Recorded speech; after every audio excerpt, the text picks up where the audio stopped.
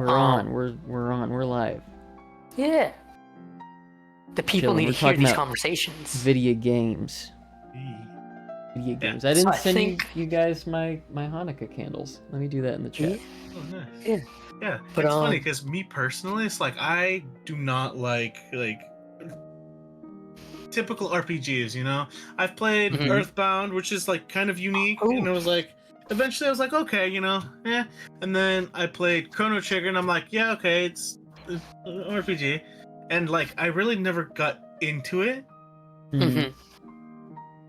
It's like for me personally, it's like I like it where I'm like, okay, cool. Let's I like real-time combat where like my decisions and my reaction time, like it feels like I'm actually fighting. Right. But like Pokemon has been that one thing that's just like by design, it's, you know, it's like a turn-based RPG where it's just like I go and then my opponent goes, and then there's this, you know, there's different things you can do to boost your stat, Yeah. you know, different moves, The mind game. items. And it's the only thing that actually engages me. It's not annoyingly grindy, you know? I feel like there's enough diversity with stuff where it's not like you have to like do a whole bunch of grinding to level to progress in the story. And maybe that means it's easier as far as like other RPGs go, but like I'll take it. I think the aspect of it is like the catching aspect, going like, oh hey, in this patch of grass, you know, there's rattatas, there's pidgeys, but like there's like that 10 or 1% chance that, you know, a Chansey might be in here. And then you just keep going and encountering until it pops up, and then hopefully you catch it. If not, you're gonna spend more time in there, and you're just like, oh yeah, cool, like do that. Like I remember spending just so much time going to like a specific point in the safari zone so I can fish out a Dratini. And it's like I had to do it in a specific amount of steps to get there and be like, okay, cool, like I'm here, we'll fish for it and we'll get out. I think for me it's like Oh, no, go ahead. You got it. I think the incentive is similar to other RPGs. It's just presented in a different form. Like for Dragon Quest, I feel like I don't mind the grind so much because I know I'm going for a certain piece of equipment. Just like you're going for a certain type of Pokemon. And like in Final Fantasy, I mean, it could be any number of them, but there's different mechanics in all of them. But like in Final Fantasy VIII specifically, you know, you're farming for different resources to craft your weapons, and then along the way you're also drawing magic from enemies to make yourself stronger. So there's different incentives. They're presented different ways. They're designed to do different things, and some click and some don't. But Pokemon, I think universally, I think there's enough of that sense of discovery and interest keep you going there. Yeah. It's like, if it's not like the battling aspect, because it's like, I just found out, and I didn't even think about this, that the whole gym challenge is actually like based off of what they used to do back in the days called gym rushing, where people would go in and try to challenge the gym. Like, like people would go into actually like dojos and like rush them. Yep. And I was just like, oh shit, like that actually makes a lot of sense. But what I like is like there's that aspect, you know, you're becoming the champion.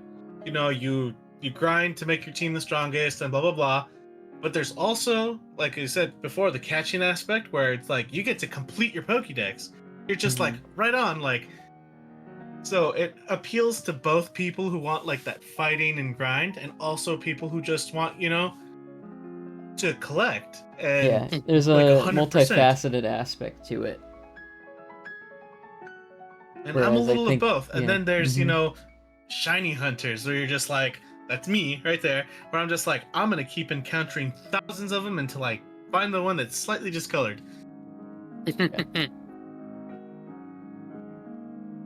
I think there's just endless ways to have fun, no matter how you play your game. Yeah. Yeah, it's like each run I do of Pokemon, it's always different. Like, I always try to, sometimes I like to implement Nuzlocks. I don't know if you know what those are. I've never been so bold. But I'm just like, I kind of want to download a randomizer and an emulated copy so I can just do a randomized Nuzlocke because I just want to encounter like ridiculous stuff in it. Like I think I remember this Tumblr post where someone's like, "I'm doing an emerald Nuzlocke," and it's like a clam pearl. And he's like, "Nope, an unknown." He's like, like in the starters. So the starters is a clam pearl, an unknown, and a Registeel. So he's like, "Oh, I'm Nope. getting the Registeel," and then like he throws the Registeel in, and the only move it knows is explosion. Oh, That's funny. instant Automatic loss. automatic loss. Mm-hmm.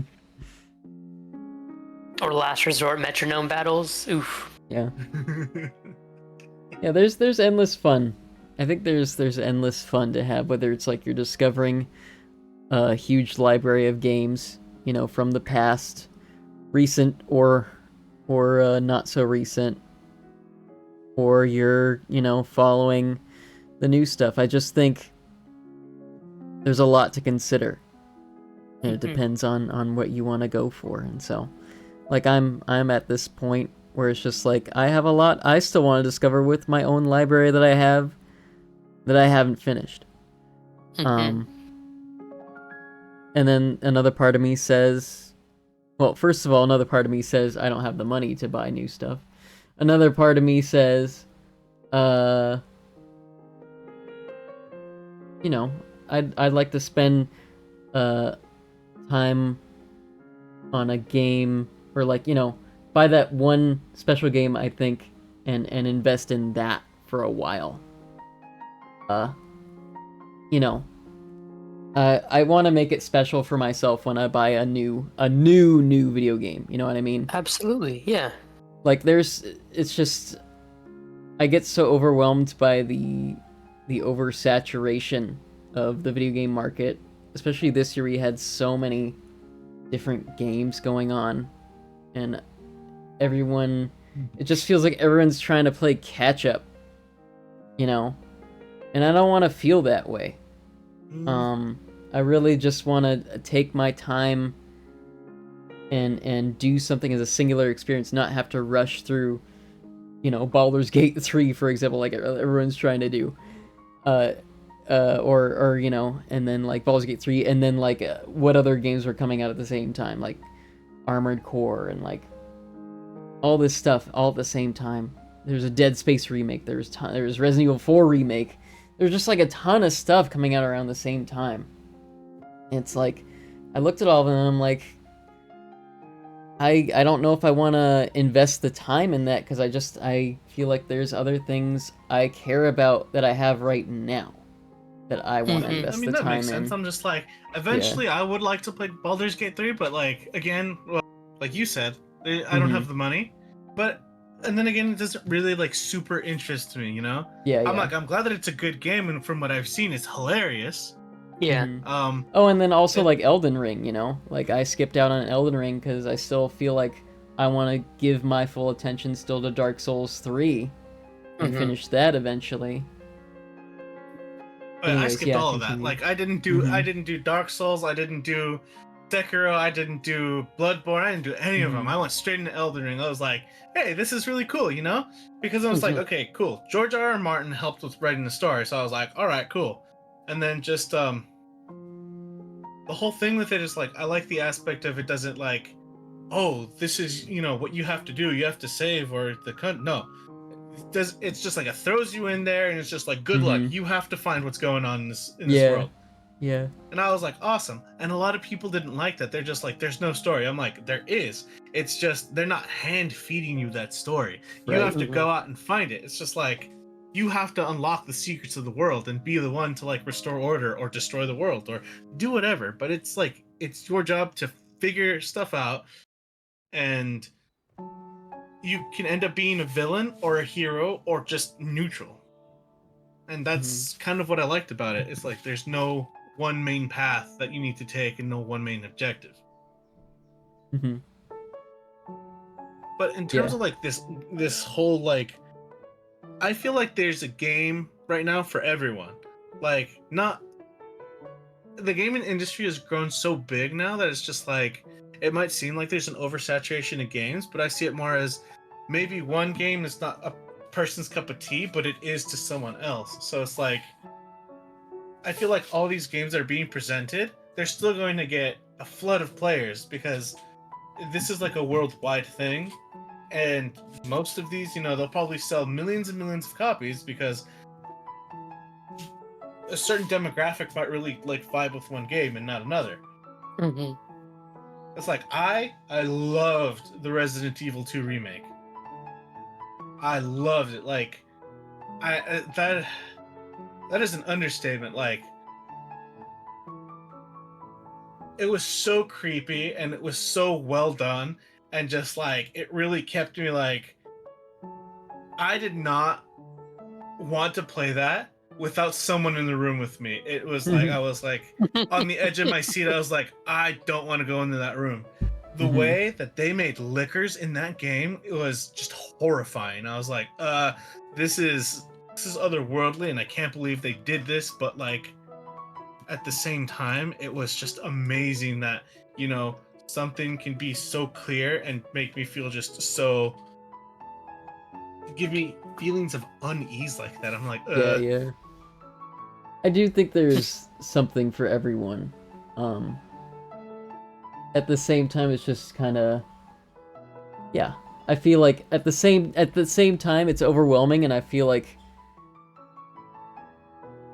nobody's taking, not nobody, but I want to cut through just like all the hype and like all the, everything being released at once, and just like,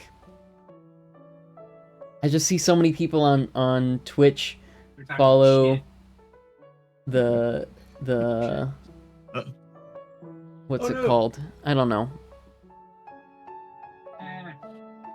I'm trying to navigate the FOMO, right? Yeah, I get that.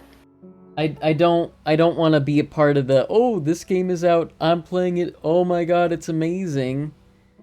That's great. But like I want to care about it when I experience it. I guess. Not to diminish anyone else's experience, it's just that I don't want to play it just because someone else is playing it, if that makes sense. No, it does. I understand they're popular for a reason. It's just I wanna, I have my own kind of natural pace. Oh, that does make sense. And it's just like, here's the thing, it's like the games are always gonna be there when you do get around to it, if you get around to it. But at this point, I think there's enough games out there to thus. Yeah, I think there's enough games right now to like last a lifetime. And even at that, it's just like, for me, like I said, I usually always gravitate back to Pokemon. So it's like, every time I play a Pokemon game, I grind at least like 400 hours on each one. So it's like, that's telling a lot, I can spend 400 hours on a single Pokemon game. And some games I'm like, I play once and I'm like, that was nice, but I don't think I'm going to play it again, Yeah.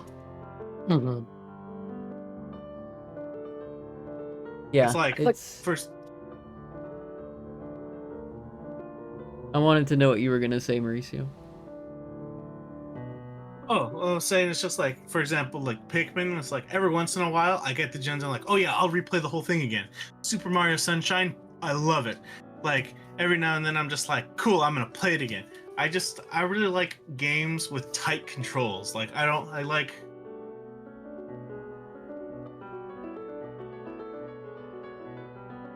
I'm just all over the place with what I like, Me too. All right. Without further ado, that was a long preamble. But we're here in the Digital Dojo, where we challenge, meditate, and cooperate. Today, it's on the book, Frankenstein. Yeah. We're chilling. We're relaxing. We're pretty casual as always. We'll go on tangents like these. Vibing. But when it comes down to it, we are here to read, we're here to experience Frankenstein. I had a thought from from last time, and we were discussing prejudice, right? And I was thinking how even more like fucked up it is, I guess, that this family who you know, saw this deformed creature, of course, and just like their immediate response was to attack it. Well, I mean, yeah. in terms of circumstances, just like you see, okay, so it's like what? What's the time period? 1800? Is that where it's supposed to be taking place, or before then? The late 18th century, so 17 Okay. something. Yeah, 17 something. Okay, so thinking about it, it's just like you come back from a walk after leaving your blind dad alone, and there's this thing Right. screaming, like wrapped around his legs, and it's just like like if I saw that, I'd probably flip out, you know? Sobbing, I think, right? Yeah, sobbing, but like also like an exclamation, I don't know. just like, I'd be like, "What's going on here?" First of all. but then yeah, like you see the face, you see the whole interaction, you're just like, my dad is getting his leg like eaten, like he's trying to take my dad away. That's true, but I think the juxtaposition with them and like the whole story Shelley wanted to give us about their exile and their trying to stand above prejudices with, like, you know, the cultural divide, the whole thing about the Turkish man being in prison and his daughter, you know, the royalty and trying to cross you know, basically going against the government and saying, F you, this is inhumane, right? And just humanity stands above all, despite you know, racial prejudice, despite all that stuff. They took the exile, you know, because they knew morally that they cared for, you know, the well-being of that person who was wronged in the prison. And I can't remember. I think it was like a Turkish royalty member who was effed over by the Italian government, if I remember right. Is that correct? Okay. Or was it French? I think it was, I don't know. Anyways, framing that, and then like also, you know, after that, it's just an interesting way that Shelley has framed it in such a way that, like, you know, here you have this whole story, this whole epic story about this romanticized escapade, about them standing above prejudice and immorality, and then all of a sudden it kind of turns on him, you know. So I see it from that perspective, and I also see it perspective of, like, this is shocking and gruesome, and my blind father is experiencing something that appears to be unholy, you know. I think it's just a lot wrong with it. It's just like, first of all, the monster has like a black and white sense of like how things are running in terms of humans. You're just like, either humans are like the most despicable thing on the planet, or they're like really virtuous. There's no in between, you know? It's like, I gave him a chance and blah blah blah. It's like, but I feel like there's a result of like a new brain. They're just like, oh, they haven't. He's too ideological, yeah. right? He can't see the gray areas in between. Kind of like that moment when the toddler just like its consciousness just all of a sudden like, whoa, I'm a living being, right? And you're just like, huh? But like, just he started just learning things at a rapid pace, you know. It's like in months he went from grunting to like being able to speak. Yeah, the world wasn't you know, like drip fed in a way. It was kind of just all at once, all this stuff. And so, like, you easily form this fight or flight, the kind of black and white thing you're talking about, you know, with that. Especially with, like, the accelerator rate, like, the intellectual stuff came on. Yeah. So and the other thing I see... Yeah. No, go ahead. I was done. I said the other thing I see with the story is also like what you said, Shelley's message of, hey, you know, the discrimination, but also the fact of the other message that I see being portrayed is like, be held accountable for your actions. Because Victor, Mhm. like, he doesn't do it. Like, he's like, we've gone through 2/3 of the book, and he still has not recognized that, oh, I need to deal with this. He Yeah. just wants it to go away after, doing what he did. And he's just like, and he blames the monster for his misfortunes. It's just like, but he's the one who actually made it. So in a way, Right. it's kind of a metaphor for the things that you do and don't take accountability for Mm-hmm. undo you. Mhm. And then Yeah, we the go back to like the yeah, beginning of the book, where it's just like he's actually like trying to deal with it at that point, but it's already too late. Mhm. He's coming up from nothing. Yeah. Yeah, definitely. Yeah. I So think I'm it's just very there's curious. Just you're very curious. I'm I'm very curious curious too. to see how the rest of this book turns out because we're in the last volume, so it's like it's definitely going to take a turn. We're stumbling over each other's words, and I'm sorry about that. No, it's okay. Me too. uh, yeah. I think they're both on like a. They both have like this. I mean, they're characters in a book, so obviously they're really just following like their ideologies to a T and like sticking with those archetypes, and that's how they want to see the world. Yeah. you know, and Yeah. that's what creates the conflict is that they're both so blindsided. One is from, you know, one is from being raised and being following the wrong set of information, quote unquote wrong set of information to create something in an ideal light, and it ends up, being something. It ends up being something he didn't expect in the case of Victor, right? And that totally threw him through a loop. But he's not able to deal with that because he's so blinded by his ideology. He doesn't want to see it any other way.